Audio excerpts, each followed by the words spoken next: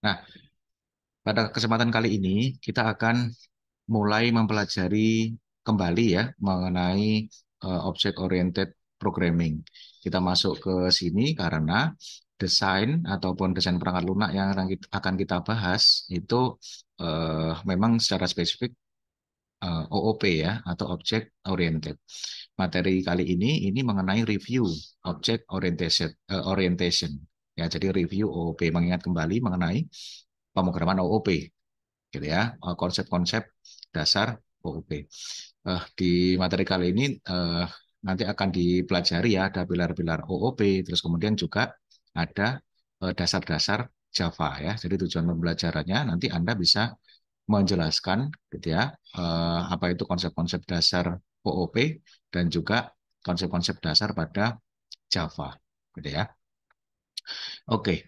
Kemudian ya kita akan mulai langsung masuk ke materi ya. Jadi di Java itu karena singkatannya itu kan OOP, Object Oriented Programming, yang pertama kali harus dijelaskan itu adalah objek, gitu ya. Objek itu apa yang utama gitu ya dalam pembahasan OOP. Ya, a chunk of object ini adalah a chunk of structure data in a running software system. Ya, jadi objek ini sebenarnya ya untuk menyimpan data yang terstruktur gitu ya di dalam aplikasi Anda. Dia karakteristiknya adalah punya properties. Ya, jadi eh, objek ini punya properties ya, punya punya apa karakteristik masing-masing gitu ya. Dia juga punya behavior atau yang kita sebut method gitu ya. Contoh dari objek itu seperti ini. Jadi Jane, Greg, Margaret, kemudian instant teller, transaction ini semuanya objek. Jane dan Greg serta Margaret ini objek yang berasal dari kelas yang sama sepertinya gitu ya, karena dia mirip. Kemudian saving account nomor sekian, mortgage accounts, kemudian transaction 487, instant teller itu objek yang berasal dari kelas yang berbeda-beda gitu ya, yang merupakan instance dari kelas yang berbeda-beda ya. Jadi dari sini kita ingat ya bahwa objek itu instance gitu ya, instance dari suatu kelas. Nah, kelas itu sendiri itu apa? Kelas ini adalah represent similar object atau kelas ini atau objek ini adalah instance dari kelas gitu ya, instance dari kelas. Oke. Kemudian di dalam kelas ini ada propertiesnya ya seperti yang kita ingat kemarin di kelas itu ada properties, ada juga metodenya atau behaviornya gitu ya. Nah, kalau kita mau mencari tahu sesuatu ini kelas atau eh, instance gitu ya, nah kita bisa tanyakan gitu ya. Kita bisa tanyakan di sini. Kalau misalkan dia punya instance, oh berarti dia kelas gitu kan ya. Oke.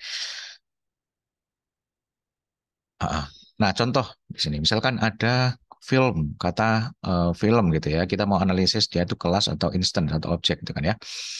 Film ini contoh dari kelas gitu ya. Nah, terus instance-nya dari film apa? Objeknya apa? Ya judul-judul filmnya gitu ya. Ataupun individual film itu adalah instance-nya dari kelas atau objeknya. Kemudian ada science fiction. Ya, science fiction ini adalah instance gitu ya atau objeknya dari genre gitu ya. Nah, objek yang lain apa? Ya mungkin genre drama misalkan, genre thriller gitu ya. Dan seterusnya. Itu contoh-contoh atau instance lain dari kelas genre. Kemudian kalau ada di sini science fiction film. Ya, science fiction film ini merupakan kelas gitu ya. Instance-nya itu contoh ya film-film yang ada di dalam apa jenis ataupun kelas science fiction. Contoh Star Wars. Terus kemudian ada film-film yang eh, lain, misalkan Avatar gitu kan ya. Yaitu contoh instansinya dari science fiction. Oke, kemudian di sini ada instance variable gitu ya. Jadi variabel ini ada dua gitu ya. Ada atribut, ada asosiasi. Nah, kalau atribut itu yang dia itu biasanya ada di dalam kelas gitu kan ya. Kalau asosiasi itu dia menunjukkan hubungan antara suatu kelas dengan kelas yang lain gitu ya. Yang kita kemarin sudah singgung ya di dalam kelas diagram. Kemudian ada methods, operation, dan juga polymorphism. Ini adalah ya masih melanjutkan ya tentang pilar-pilar dari OOP. Di sini ada operation. Operation di sini adalah higher level procedural abstraction ya, yang dia itu menggambarkan gambaran umum, gambaran besarnya dari behavior suatu kelas. Ya, behavior suatu kelas. Contoh di sini ada operation mengenai calculating area gitu ya. Secara general itu bisa disebut operation. Nah, kalau metode itu adalah abstraksinya gitu kan ya. Jadi prosedur yang spesifiknya atau kita kenal lebih kenalnya metode gitu kan ya. Nah, di dalam kelas ini memungkinkan ada beberapa metode gitu ya. Oke. Contoh calculating area in a rectangle is done differently from a circle. Jadi metode untuk operasi penghitungan pada rectangle itu pasti akan berbeda dengan metode untuk operasi perhitungan di circle gitu ya. Jadi metode itu yang lebih detailnya, kalau operation itu yang lebih higher levelnya gitu ya, lebih general. Oke, kemudian ada istilah polymorphism. Ya, poly itu banyak, morph itu bentuk ya.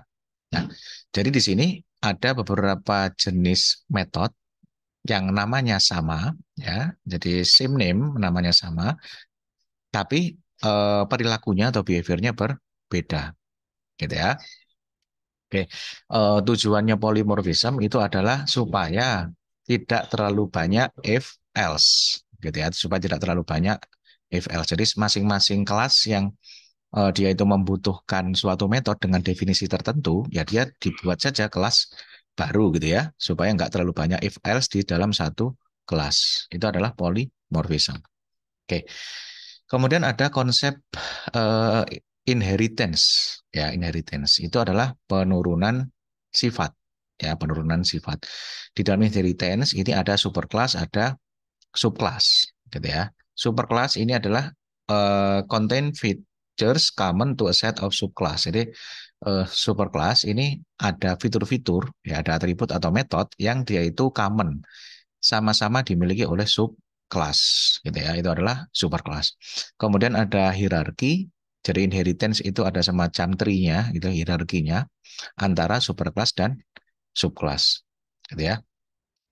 Atau disebut juga generalisasi ya kalau di dalam diagram. Kemudian ada juga ya inheritance itu sendiri gitu kan ya, penurunan sifat gitu ya. Di sini ada gambarnya ya, inheritance hierarchy. Yang account ini adalah super type ya, yang account ini super type. Kalau yang saving account, checking account, mortgage account ini adalah subtype ya. Account ini punya properties ataupun metode ya, yang dia itu bisa diturunkan ke mortgage account dan account yang subtype yang lain atau subclass yang lain gitu ya.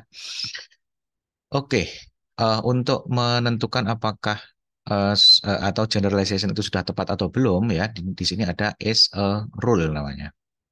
Ya, jadi ada is a rule.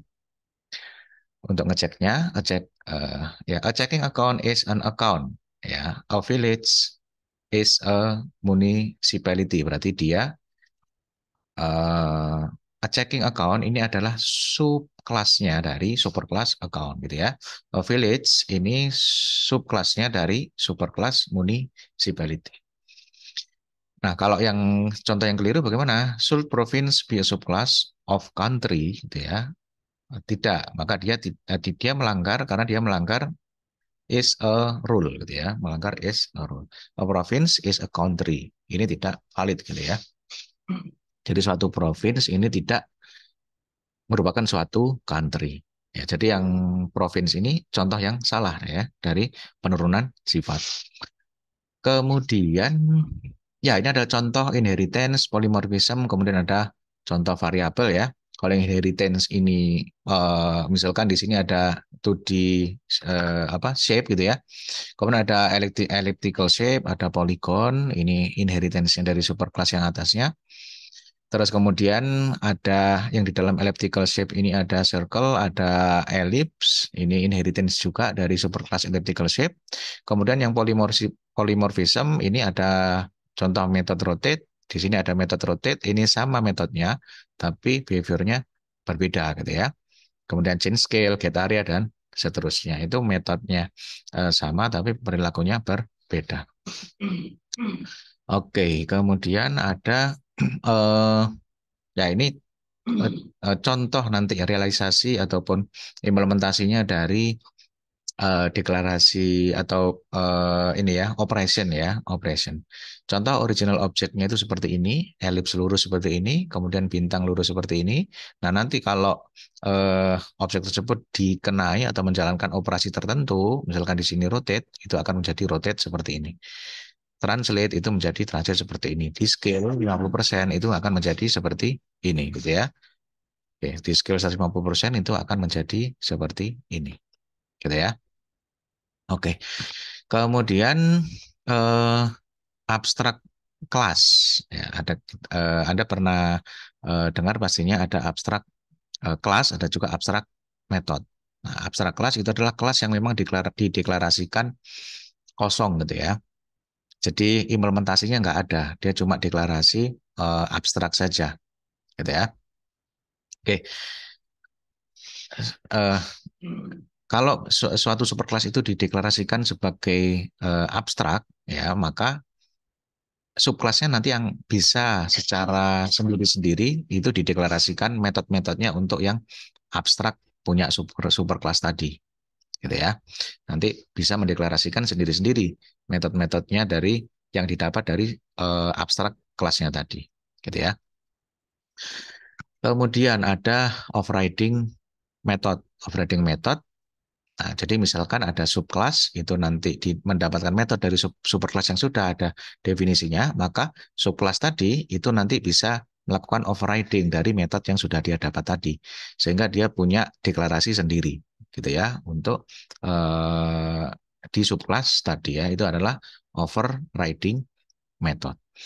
Kemudian ada juga, oh ya, ini sekarang kita masuk di overview of Java.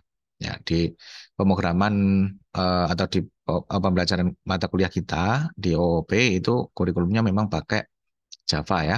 Tapi di sini sebenarnya tidak membatasi atau tidak hanya bisa digunakan untuk Java ya, untuk OOP. Barangkali ada yang lain yang memang lebih eh, suka menggunakan bahasa pemrograman yang lain, itu konsep-konsepnya kira-kira juga kurang lebih eh, ada yang sama atau bahkan ada yang mirip gitu ya. Nah, tapi di sini kita batasi pembahasannya adalah mengenai Java ya. Oke, di Java ini ada tipe karakter ya. Jadi ada karakter, ada string gitu ya. Jadi kalau karakter ini primitive data type gitu ya. Kalau yang string ini kelas, sebenarnya kelas ya, yang dia itu berisi collection dari karakter. Kalau karakter itu misalkan more ini karakternya ada M, ada O, ada R, ada E gitu kan ya. Itu masing-masing satu karakter. Nah, kalau more secara keseluruhan itu adalah string gitu ya. Oke, ada operator concat ya, concatenate itu ada plus gitu ya. Nah, itu detailnya yang kita pernah pelajari dulu gitu ya di tipe karakter dan string dalam Java. Kemudian ada juga di Java ini ada array, ada collection. Ini tempat untuk menyimpan apa? Menyimpan record gitu ya, menyimpan record ya. Jadi array ini fixed size and like method to manipulate them ya. Jadi ada jenisnya array, ada vektor ya. Jadi vektor lebih banyak digunakan gitu ya untuk menyimpan atau untuk menaruh collection dari objek-objek yang lain gitu ya. Nah, ini ada array, ada vektor. Terus kemudian untuk mengakses vektor itu biasanya pakai iterator gitu ya, pakai iterator. Anda pasti juga tidak hanya sudah mempelajari array saja, karena array itu kan masih dasar dulu ya di pemrograman berbasis objek. Anda juga sudah mendapatkan struktur data, semuanya itu pasti sudah mendapatkan struktur data gitu ya. Jadi di dalam struktur data itu kita sudah paham ya collection atau bagaimana cara menyimpan data yang lain selain pakai array dan vektor gitu ya. Oke, kemudian ada casting. Casting ini mengubah atau memaksakan suatu input itu menjadi suatu tipe tertentu, gitu ya. Eh, Kenapa perlu casting? Karena di dalam Java itu mengenai tipe tertentu atau tipe data tertentu, ketika suatu variabel ini dideklarasikan menjadi tipe data X, gitu ya, tipe data tertentu, maka Anda hanya bisa mengoperasikan atau memanggil operasi tersebut kalau tipe data yang didefinisikan itu sama ya dengan yang tipe data asal, gitu ya. Nah, kalau nggak seperti itu nanti kita nggak bisa gitu ya memanfaatkan variabel tersebut. Nah, caranya adalah kalau untuk memaksakan gitu kan ya, memaksakan apapun yang saya masukkan itu nanti supaya bisa dipanggil itu kita bisa casting gitu ya. Jadi kita casting, jadi memberikan penanda gitu ya bahwa yang saya masukkan ini adalah tipe datanya string gitu ya, sesuai dengan tipe data yang ada di dalamnya. Gitu ya. Itu adalah casting.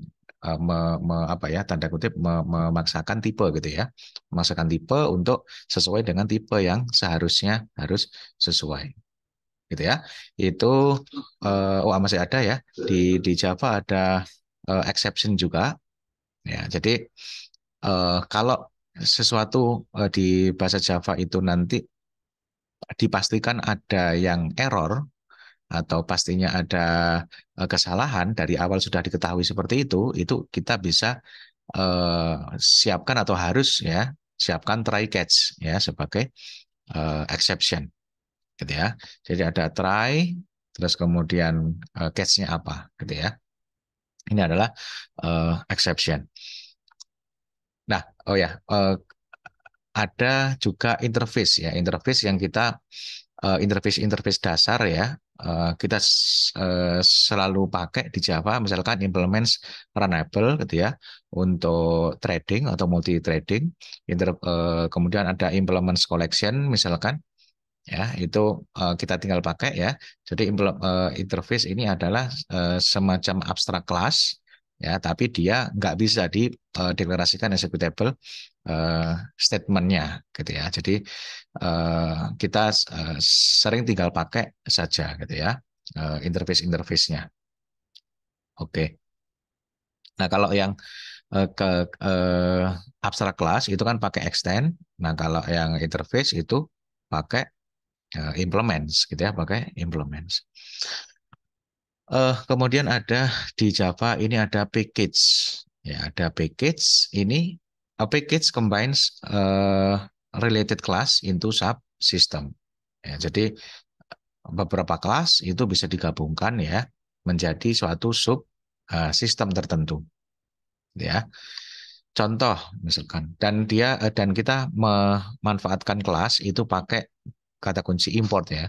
Jadi contoh import uh, finance.banking.accounts ya .bintang berarti semuanya mau kita import gitu ya. Package ini itu mau kita import gitu ya.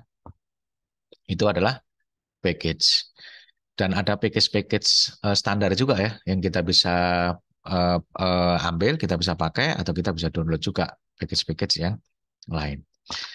Kemudian ada ya akses kontrol ya.